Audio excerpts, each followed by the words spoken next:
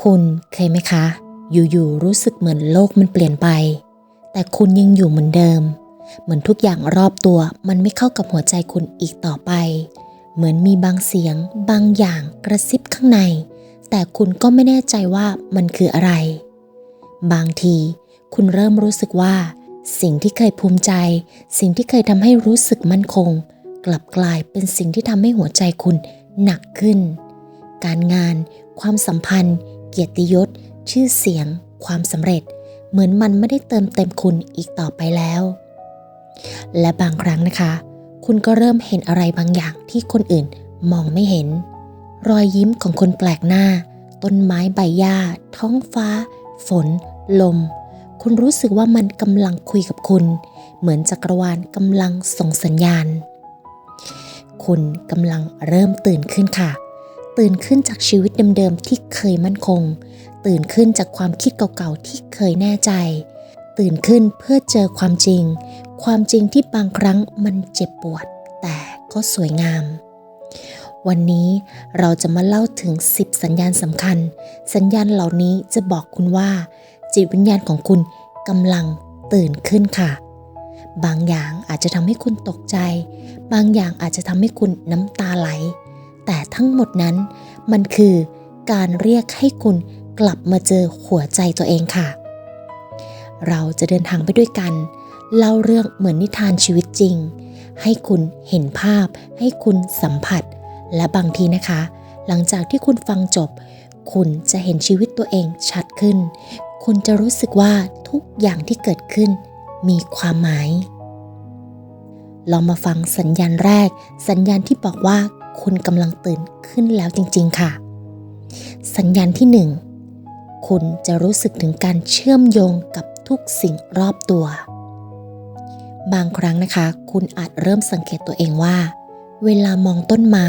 คุณรู้สึกเหมือนมันหายใจไปกับคุณเวลาคุณมองท้องฟ้าคุณรู้สึกเหมือนมีบางอย่างกระซิบเบาๆราวกับว่าทุกสิ่งรอบตัวคุณมันมีชีวิตมีพลังมีเรื่องราวและนี่ล่ะค่ะคือสัญญาณแรกของการตื่นรู้จิตวิญญาณของคุณจะเริ่มเปิดรับแล้วก็เชื่อมโยงเริ่มเห็นว่าคุณไม่ได้อยู่คนเดียวในจักรวาลนี้ทุกสิ่งรอบตัวมีชีวิตมีพลังมีความหมายลองนึกภาพนะคะคุณเดินอยู่ในสวนตอนเช้าแสงแดดลอดใบไม้ลงมาพอดีคุณเงยหน้ามองท้องฟ้าและอยู่ๆหัวใจก็เต็มไปด้วยความสงบคุณรู้สึกเหมือนจักรวาลกำลังโอบกอดคุณเบาๆเหมือนกำลังบอกคุณว่าฉันเห็นเธอแล้วนะบางคนนะคะอาจเริ่มรู้สึกถึงพลังงานของผู้อื่นแม้ไม่พูดอะไรคุณก็รู้ทันทีว่าใครเศร้าใครดีใจใครกำลังหลงทางคุณเริ่มเข้าใจทุกอย่างเชื่อมโยงกันหมดความสุขความทุกข์ความรักความเจ็บปวดทุกสิ่งมันเป็นคลื่นเดียวกันสิ่งนี้ไม่ใช่แค่เรื่องสวยงามของธรรมชาตินะคะ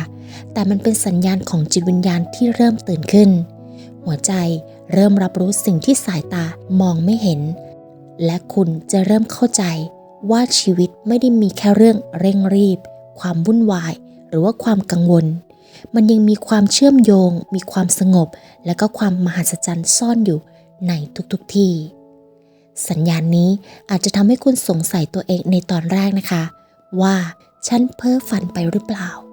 แต่ไม่ค่ะนี่คือการเริ่มตื่นรู้การเริ่มรู้ว่าทุกสิ่งรอบตัวมันเป็นกระจกสะท้อนตัวคุณทุกความรู้สึกทุกสายตาทุกลมหายใจ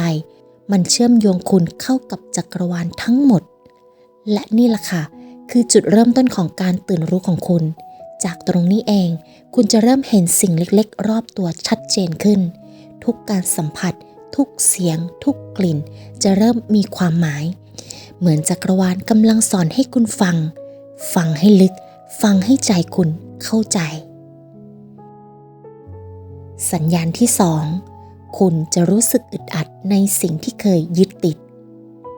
พอหลังจากที่คุณนะคะเริ่มรู้สึกเชื่อมโยงกับทุกสิ่งรอบตัว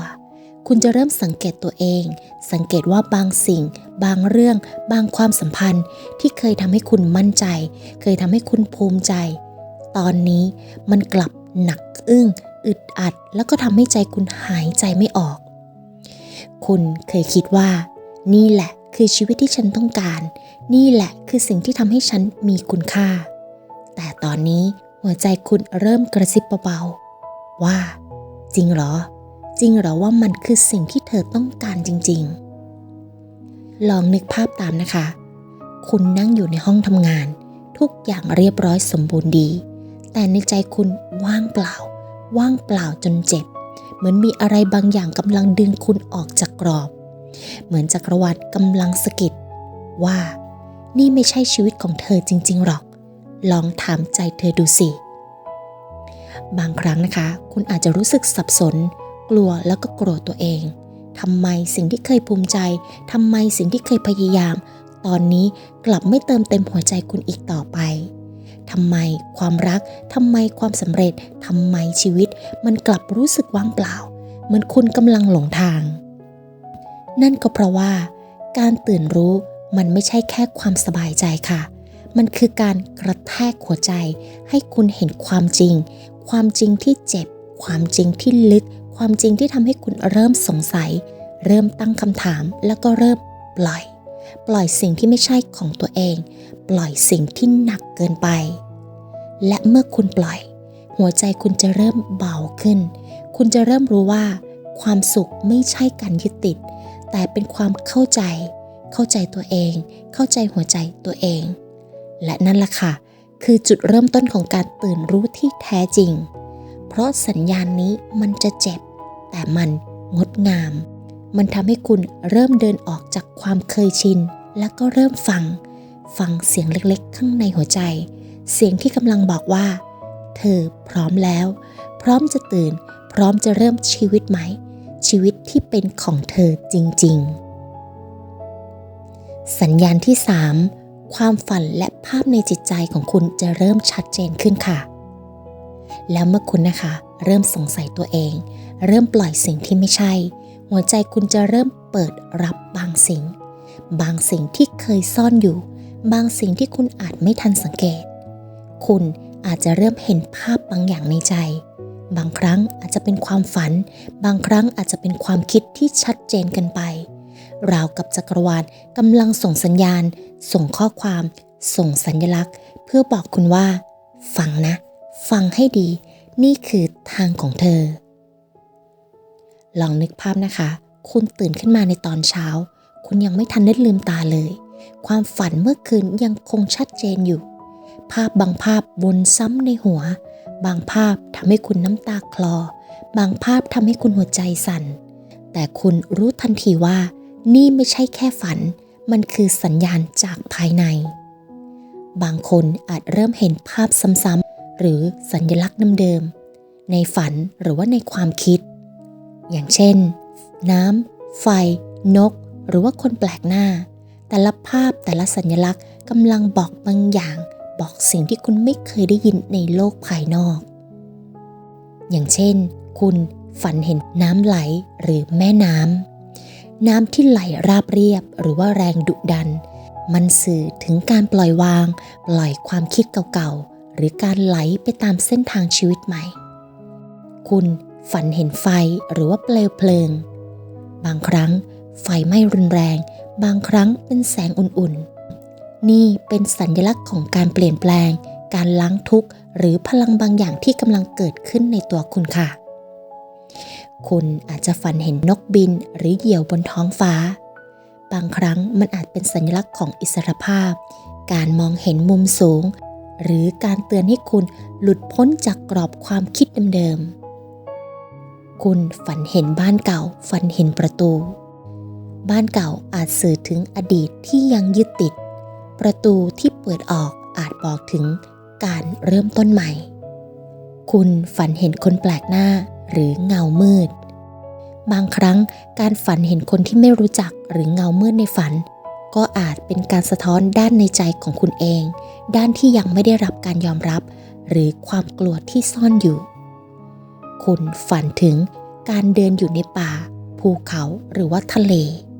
การเดินทางในความฝันนะคะมักจะสื่อถึงการเดินทางภายใน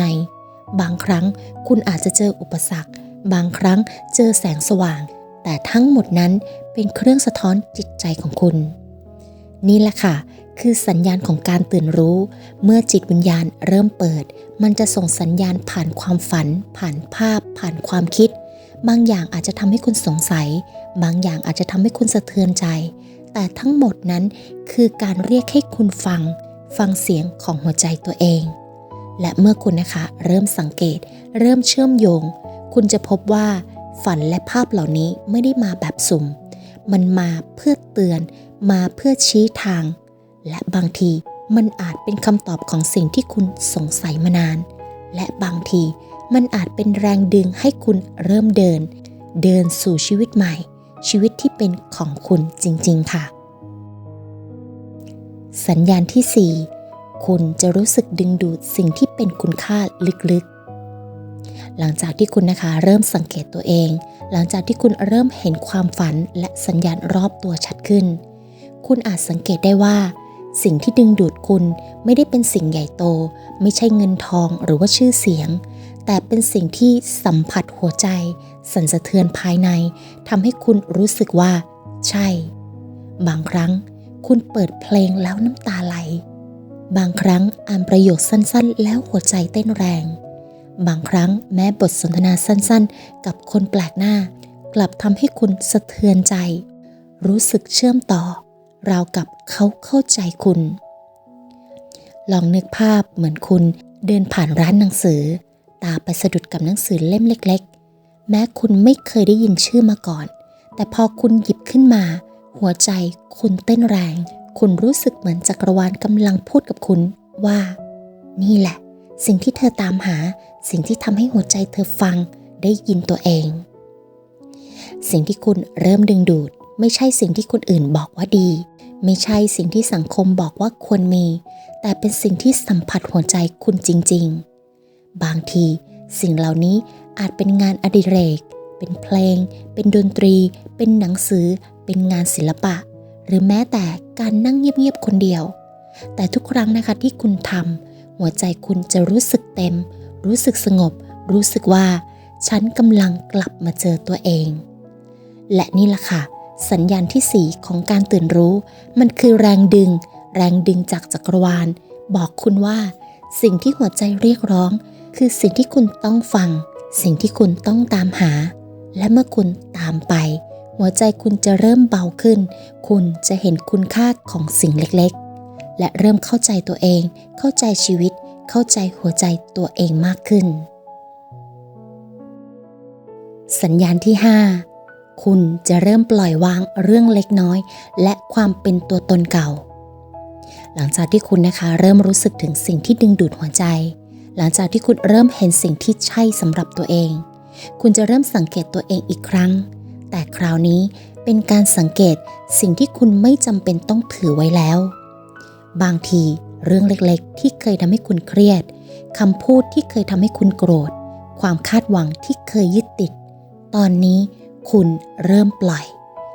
อยอย่างช้าๆไม่ใช่เพราะลืมแต่เพราะหัวใจของคุณไม่อยากแบกมันอีกแล้วลองนึกภาพตามนะคะคุณเคยเก็บความโกรธความอิจฉาความหวงแหนแต่วันนี้คุณถอนหายใจลึกๆแล้วพูดกับตัวเองเบาๆว่าฉันปล่อยฉันไม่จำเป็นต้องแบกมันอีกต่อไปบางครั้งนะคะการปล่อยวางไม่ได้หมายถึงการลืมไม่ได้หมายถึงการยอมแพ้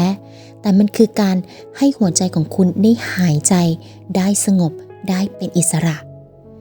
คุณจะเริ่มตระหนักว่าบางสิ่งบางคนบางความคิดไม่ได้เป็นของคุณจริงๆและคุณไม่จำเป็นต้องแบกมันอีกต่อไปและนี่ล่ะค่ะสัญญาณที่ 5ของการตื่นรู้หัวใจคุณจะเริ่มคลายเริ่มเบาและในความสงบนี้เองคุณจะเริ่มเห็นตัวเองชัดขึ้นคุณจะเริ่มเข้าใจว่าสิ่งที่สำคัญที่สุดคือการเชื่อมต่อกับตัวเองไม่ใช่การยึดติดไม่ใช่การแบกภาระและเมื่อคุณนะคะเริ่มปล่อยคุณจะรู้สึกเหมือนจักรวาลกำลังโอบกอดคุณเบาๆเหมือนกำลังบอกว่า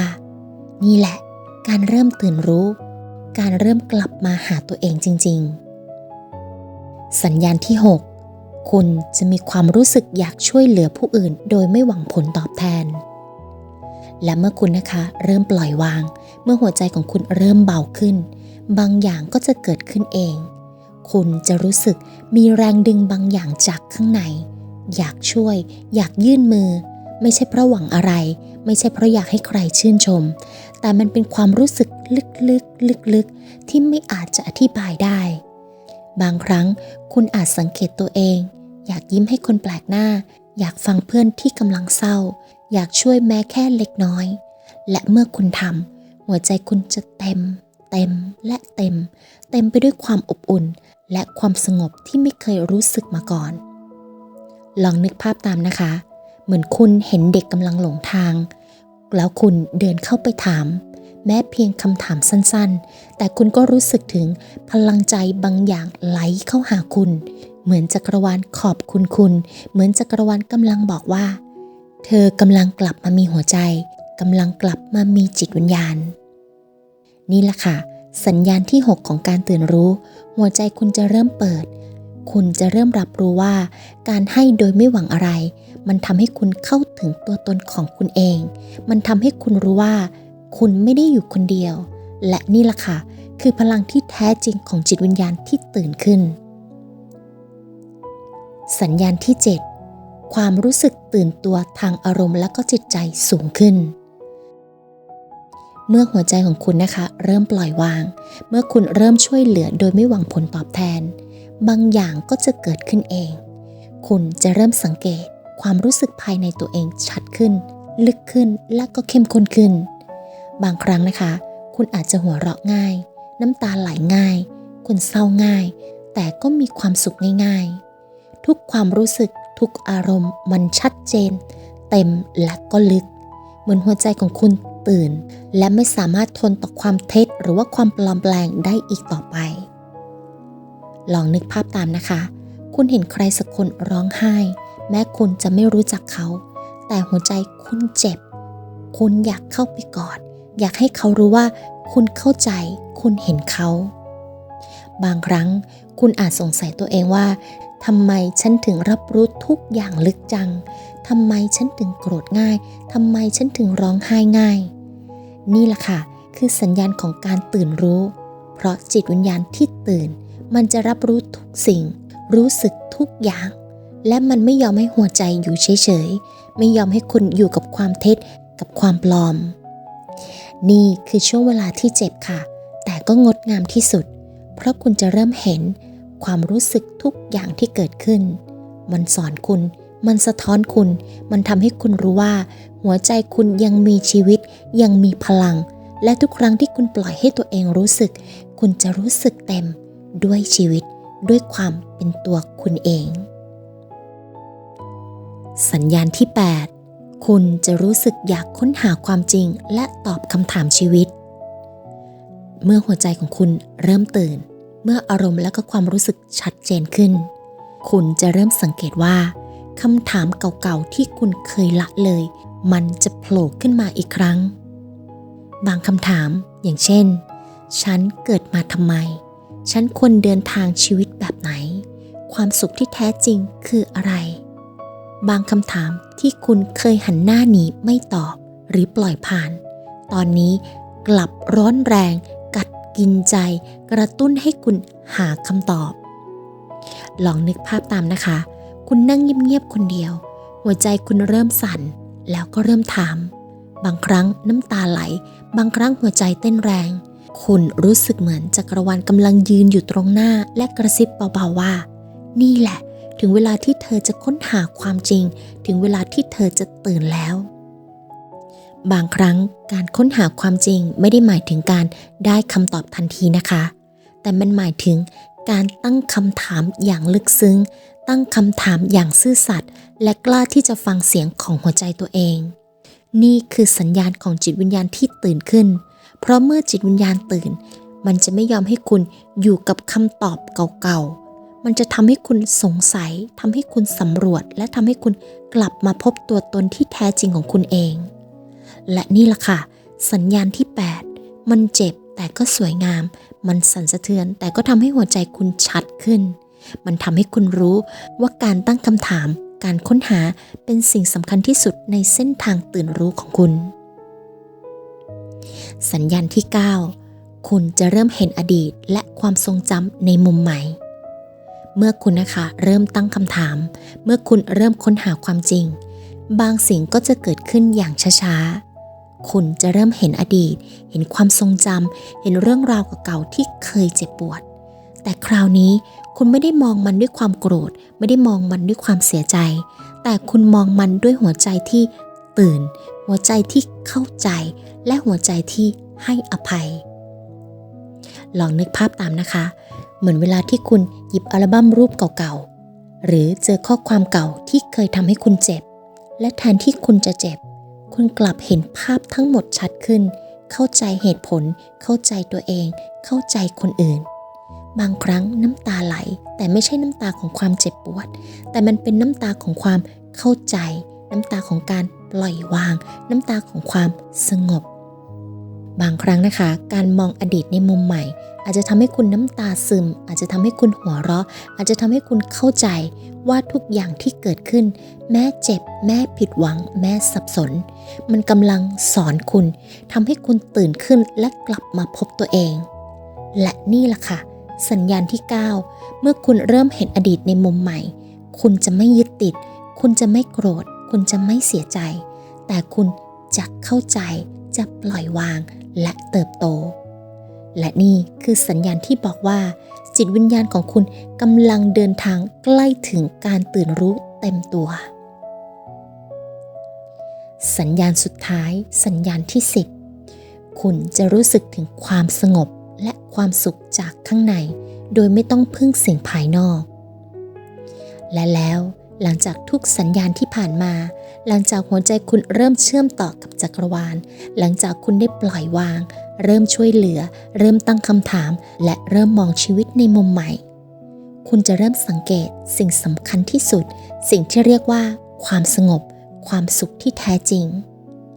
มันไม่ได้มาจากเงินไม่ได้มาจากงานไม่ได้มาจากชื่อเสียงไม่ได้มาจากการยอมรับของคนอื่นแต่มันมาจากข้างในใจคุณมาจากจิตวิญญาณของคุณเองบางครั้งนะคะความสุขนี้อาจมาพร้อมกับน้ำตาเพราะคุณสัมผัสความจริงของชีวิตบางครั้งมันเงียบสงบแต่ก็เต็มไปด้วยพลังบางครั้งคุณรู้สึกว่าทุกสิ่งรอบตัวคุณทุกเรื่องราวที่ผ่านมามันพาคุณมาถึงจุดนี้จุดที่หัวใจและก็จิตวิญญาณของคุณเชื่อมโยงและสงบลงอย่างแท้จริงนี่ล่ะค่ะสัญญาณที่ 10ของการตื่นรู้เมื่อคุณตระหนักถึงสิ่งนี้คุณจะไม่กลัวคุณจะไม่กังวลคุณจะไม่ต้องตามหาความสุขจากภายนอกอีกต่อไปเพราะคุณรู้แล้วว่าความสุขความสงบมันอยู่ข้างในตัวคุณและมันพร้อมสำหรับคุณเสมอเมื่อเราได้พาคุณผ่านทั้ง10สัญญาณหัวใจคุณอาจจะสั่นสะเทือนอาจจะน้ำตาไหลหรืออาจจะยิ้มออกมาโดยไม่รู้ตัวเพราะสิ่งที่คุณสัมผัสสิ่งที่คุณได้ฟังไม่ใช่แค่คำพูดไม่ใช่แค่เรื่องเล่าแต่มันคือเสียงหัวใจเสียงของจิตวิญญาณของตัวคุณเองค่ะลองคิดดูนะคะคุณเริ่มเห็นตัวเองชัดขึ้นเห็นอดีตในมุมใหม่เริ่มปล่อยสิ่งที่ไม่ใช่ตัวเองเริ่มช่วยเหลือเริ่มตั้งคำถามเริ่มเห็นความฝันและสัญลักษณ์และสุดท้ายคุณเริ่มสัมผัสความสงบและความสุขจากข้างในนี่แหละค่ะคือเส้นทางของการตื่นรู้มันอาจไม่ง่ายมันอาจเจ็บปวดแต่ทุกความเจ็บปวดทุกความสงสัยทุกน้ำตามันกำลังหล่อหลอมหัวใจเตรียมคุณให้กลับมาพบตัวเองเต็มตัวเต็มหัวใจเต็มจิตวิญญาณการตื่นรู้ไม่ใช่เรื่องของความสมบูรณ์แบบค่ะไม่ใช่เรื่องของการทำทุกอย่างถูกต้องแต่มันคือการเข้าใจฟังและก็รักตัวเองในทุกด้านทั้งความอ่อนแอทั้งความกลัวทั้งความเศร้าและทั้งความสุขความอบอุ่นความสงบและวันนี้เมื่อคุณฟังสัญญาณเหล่านี้แล้วไม่ว่าคุณจะอยู่ในช่วงใดของชีวิตไม่ว่าคุณกำลังสับสนกำลังเหนื่อยหรือว่ากำลังสงสัยขอให้คุณรู้ไว้นะคะว่าคุณไม่ได้เดินทางคนเดียวค่ะ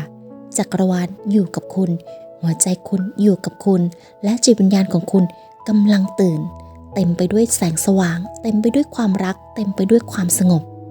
ขอบคุณตัวคุณเองที่กล้าฟังกล้าสังเกตกล้าตั้งคำถามขอบคุณจักรวาลที่ส่งสัญญาณส่งบทเรียนและก็ส่งความรักให้คุณขอบคุณทุกชีวิต ทุกเรื่องราวทุกสิ่งที่ทำให้หัวใจคุณเติบโตและสุดท้ายขอให้คุณจำไว้เสมอนะคะว่าความสุขความสงบความรักอยู่ในตัวคุณเองเพียงคุณฟังเพียงคุณเข้าใจและเพียงคุณตัดสินใจที่จะตื่นขึ้นวันนี้หัวใจคุณตื่นแล้วจิตวิญญาณคุณตื่นแล้วและเส้นทางนี้